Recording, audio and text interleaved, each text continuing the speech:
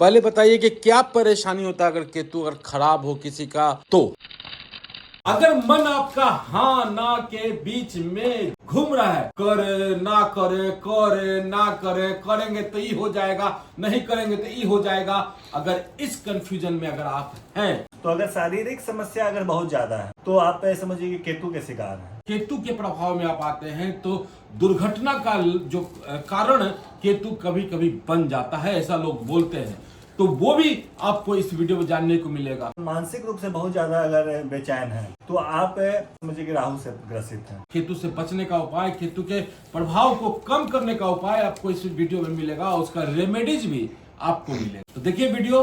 ये एकदम simple definition है, लेकिन इसका एक अपोजिट भी है, उल्टा भी होता है। कैसे?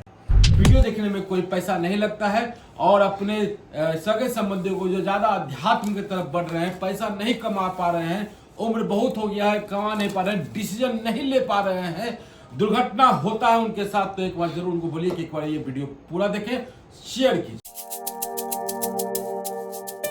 दोस्तों आज का वीडियो बहुत ही खास है क्योंकि आज हम आपको बताने जा रहे हैं केतु के बारे में। जी हाँ, आपको बहुत ही शोध वाला बना देता है, आप अध्यात्म की तरफ आपका झुकाव होता है। केतु अगर धनुष में बैठा हो तो क्या होता है वो भी आपको बताएंगे। साथ ही केतु का जो रत्न है और उस रत्न को पहनने का जो मंत्र है वो भी आपको बताएंगे। साथ ही इसमें बताया जाएगा केतु को शांत करने का, राहु केतु दोनों को शांत करने का एक दो नहीं 4-5 रेमेडीज बताया जाएगा। रत्नों के एक्सपर्ट से जानिए केतु के बारे में और केतु के रत्न के बारे में। जी हाँ, कौन सा अच्छा है, इंडियन माइंस का लहसुनिया अच्छा है या फिर सिरोनी माइंस का, क्या प्रभाव है उसका, क्या मंत्र है, वो भी आपको इस वीडियो में बताने जा रहे हैं, तो बने रहिएगा अंत तक। क्या हाल है? का मोबाइल घोटते रहते हैं आप लोग, गजबे किए है ना, दुनिया को पगला दिया है। और केतु का जो है ना सबसे बड़ा प्रमाण मोबाइल ही है, और एआई जो आप देख रहे हैं ना वो भी केतु का बहुत बड़ा प्रमाण है। केतु के पास अपना कोई घर नहीं होता है और वो हमेशा जो है इधर उधर भटकता रहता है। जो आदमी देखा कि दिमाग से ये खाली है बस उसमें घुस जाना। तो सब राहु बोला था कि मोबाइल राहु होता है, इलेक्ट्रॉनिक राहु सामान। और केतु दोनों एक ही है, पार्ट एक ही है। ऊपर वाला राहु और नीचे वाला हो गया केतु। अच्छा। यानी कि अगर दिमाग दर्द है तो समझिए कि आपका शरीर से प्रॉब्लम है, उल्टा समझिए। अच्छा, अगर हाथ दर्द है तो सिर से प्रॉब्लम है, सिर दर्द है। क्या टॉपिक हम निकाले, मोबाइल क्या निकाले, केतु जी आ गए हैं, बताइए। केतु जी आ गया तो यहाँ केतु का संसार आ गया। आप ऐसा देखें अलग अलग कलर का कभी? हम तो पहली बार इतना देख रहे हैं कि स्टॉक इतना अलग अलग कलर नहीं देखे होंगे। नहीं, सही बात है, लहसुनिया तो हम देखे थे लेकिन इतना नहीं। लहसुनिया तो खैर क्या पूरा बताएं, इंडिया में बेचना है हमको, अलग अलग जगह। क्या है ये, मतलब क्या है केतु का सिम्टम, पहले बताइए। पहले बताइए कि क्या परेशानी होता है अगर केतु अगर खराब हो किसी का तो। देखिए, सबसे पहले आप ये जान लीजिए कि ये इसको एक मैथोलॉजी से जोड़ा गया है। मैथोलॉजी क्या है? कुरान से जोड़ा गया है। कुरान में बताया गया है कि एक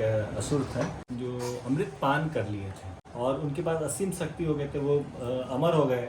तो उनकी शक्तियों को कंट्रोल करने के लिए भगवान विष्णु जो है माया के रूप में आते हैं और उनके शरीर को दो भाग में बांट देते हैं, जिसमें कि ऊपर वाला जो दिमाग वाला जो पार्ट है वो अलग हो जाता है और राहु कहलाता है, और जो धड़ वाला जो पार्ट है वो केतु कहलाता है। अब आप ये समझिए कि जो धड़ वाला पार्ट है तो निश्चित रूप से वो शारीरिक समस्या पैदा करता है। तो अगर शारीरिक समस्या अगर बहुत ज्यादा है तो आप समझिए कि केतु के शिकार हैं। और जो ऊपर वाला जो पार्ट है वो मानसिक समस्या पैदा करता है, क्योंकि उसमें सिर्फ और सिर्फ मन होता है, दिमाग होता है सिर्फ, यानी ऊपर वाला पार्ट होता है। तो वो अगर आप मानसिक रूप से बहुत ज्यादा अगर बेचैन हैं तो आप समझिए कि राहु से ग्रसित हैं। ये एकदम सिंपल डिफिनेशन है, लेकिन इसका एक अपोजिट भी है, उल्टा भी होता है। कैसे? कई लोग जैसे कि देखते हैं कि केतु जिसका स्ट्रांग होता है वो तंत्र मंत्र में बहुत स्ट्रांग होता है और वैराग्य प्राप्त करने के लिए केतु बहुत महत्वपूर्ण है। यानी कि मोक्ष प्राप्त करना हो जीवन में, अगर मोक्ष या आध्यात्मिक उन्नति अगर प्राप्त करनी हो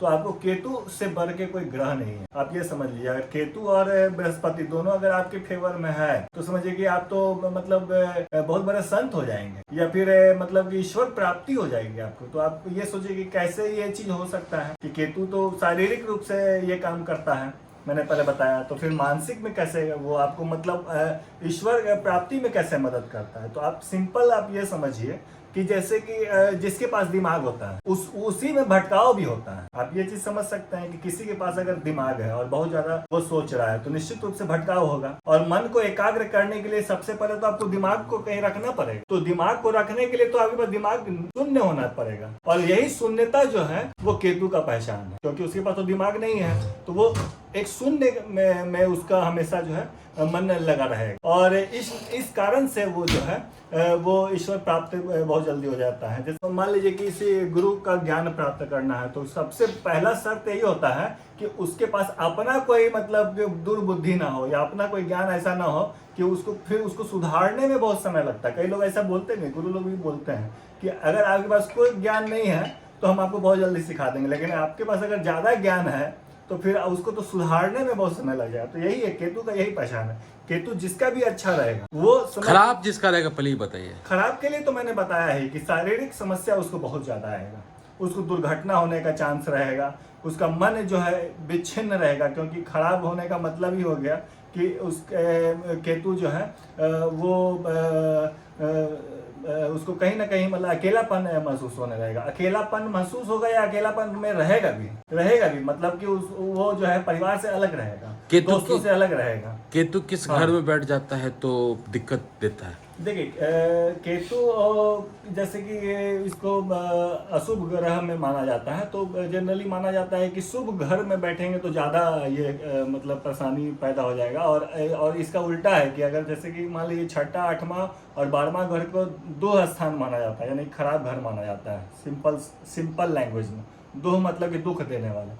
लेकिन यहाँ उल्टा हो जाता है कि अगर 6ठा 8वां और 12वां में अगर केतु राहु शनि ये सारे ग्रह, या फिर मान लीजिए कि क्रूर ग्रह में मंगल भी माना जाता है, तो ये सब ग्रह जब बैठते हैं तो उल्टा मतलब कि लाभ ही देते हैं आप। ये चीज भी है। और ये भी देखा जाता है कि ये मतलब उनका दृष्टि कहाँ कहाँ पड़ रहा है, इस पे भी डिपेंड करता है। मान लीजिए कि अगर शुभ ग्रह के पे दृष्टि अगर उनका पड़ रहा है, या शुभ ग्रह के साथ अगर बैठे हैं, यानी युति हो रहा है, जोड़ हो रहा है, मतलब साथ में बैठे हैं, तो उसका भी नकारात्मक प्रभाव है। अच्छा जैसे अच्छे ग्रह मान लीजिए कि जैसे चंद्रमा को बहुत शुभ ग्रह माना जाता है, तो चंद्रमा के साथ अगर मान लीजिए केतु अगर बैठ गए या राहु बैठ गए, या अगर उनकी दृष्टि हो गई किसी भी तरह से, तो उस समय क्योंकि इनकी दृष्टि जो है केतु की 5वें 7वें और 9वें घर की ओर होती है, तो जैसे ही दृष्टि पड़ गई तो समझ लीजिए कि वो फिर ग्रहण योग हो गया। अच्छा, और दूसरे घर में बैठे तो? दूसरे घर में बैठेंगे तो वो खराब उस तरह से नहीं है एकदम, मतलब कि आप ये भी देखना पड़ेगा ना कि क्या डिग्री है, कौन सा दशा चल रहा है, ये सारी चीजें भी होती है। कई लोगों का केतु बहुत अच्छा भी होता है। दूसरा धन का घर बोलते घर होता है। हाँ, धन का घर होता है,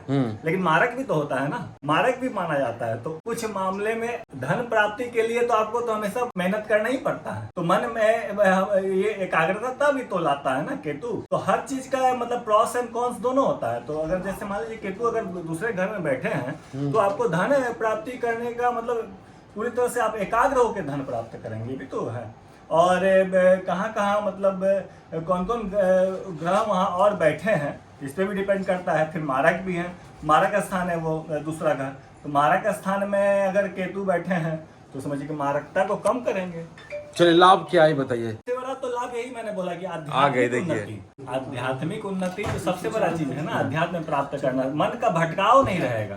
केतु अगर आपका अच्छा है, या मान लीजिए कि अगर मान लीजिए आप अच्छे ये उसका जो रत्न धारण करते हैं, तो मन का भटकाव तो एकदम शून्य हो जाएगा ना, क्योंकि केतु का मतलब है कि एकदम पूरी तरह से मतलब माइंड लेस होके आप करेंगे काम। अच्छा, एक चीज समझ में नहीं आ रहा है कि इतना सारा ये सब केतु का रत्न है जी, लहसुनिया है। हाँ, और इतना सारा लहसुनिया है और सबका कुछ न कुछ अलग अलग कलर है, कुछ न कुछ मतलब कि अलग, और सब में एक शाइनिंग है। इसका मैं बताना चाहता हूँ। तो उम्मीद आपको ये वीडियो अच्छा लगा होगा। फिर मिलेंगे किसी और ने अपने साथ। जय भाई, जय बिहार, जय हिंद।